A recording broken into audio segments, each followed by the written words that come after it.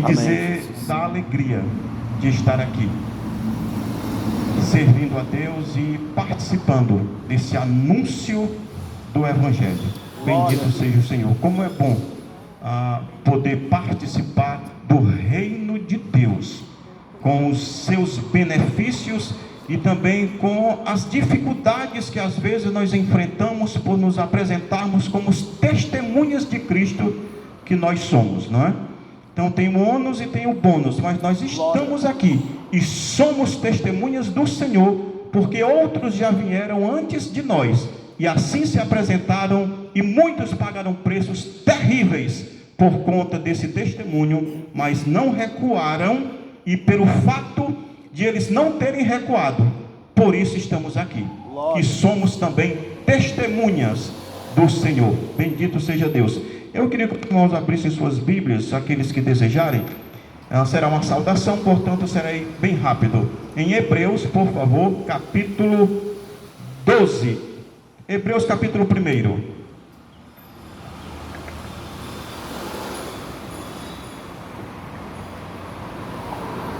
Hebreus capítulo 1.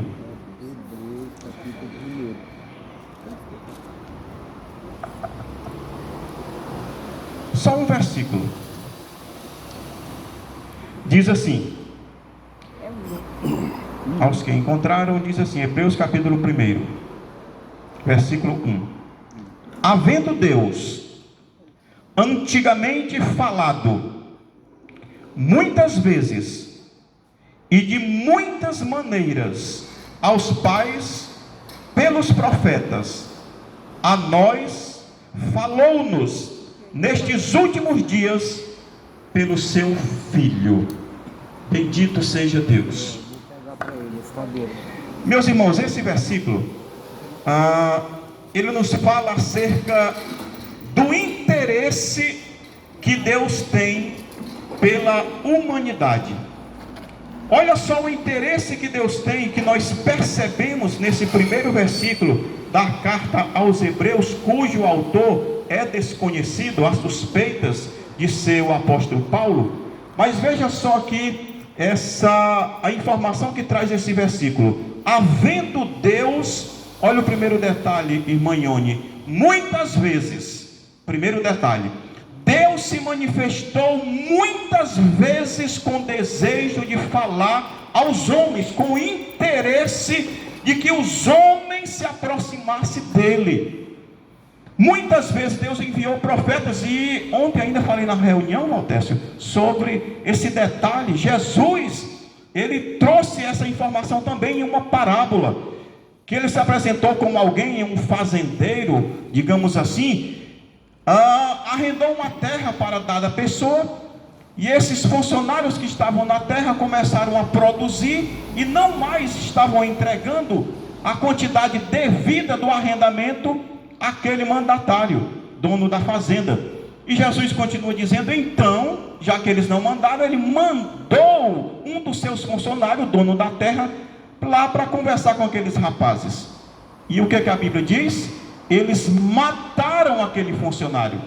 Disse o Senhor, se referindo ao Antigo Testamento e aos profetas que foram enviados. Foram enviados e o povo de Israel mataram. O povo de Israel matou esse profeta. A Bíblia diz que ainda assim o pai de família, falando Jesus, se referindo ao Antigo Testamento, disse, ora, foi enviado então um outro funcionário daquela fazenda.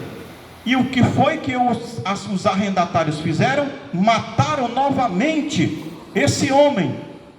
E agora já 2 profetas como símbolo. E agora Jesus disse o seguinte, então o dono daquela terra pensou, já mandei 2 funcionários, e os 2 foram mortos, se retratando aos profetas do Antigo Testamento. E ele disse o Senhor da terra, eu vou enviar agora o meu filho. Talvez o meu filho, eles tenham mais respeito com o meu filho e não o mate. E o que é que nós conhecemos das Escrituras? Disse Jesus nessa parábola, e mandando o filho, eles disseram, olha, esse aqui é o herdeiro. Se nós matamos funcionários, vamos matar também o herdeiro. Então a terra agora é nossa, será nossa, porque vamos matar o herdeiro. E a Bíblia diz que mataram também o filho, se referindo a ele próprio, ao próprio Cristo. Olha o que o versículo diz, Hebreus capítulo 1 e o versículo 1. Havendo Deus, muitas vezes, Deus mandou muitos profetas, esses profetas foram mortos. E agora, veja só, a continuação do versículo, muitas vezes e de muitas maneiras. Deus utilizou de muitas maneiras para se aproximar dos homens, mas houve rejeição por muitas vezes também, a ponto de o próprio Filho se apresentar como Salvador. Veja que os judeus esperaram por mais de 4.000 anos, com muitas profecias, com muitas características do Messias, e a maioria dos judeus não reconheceram a Jesus, o Cristo, quando ele se apresentou como Salvador.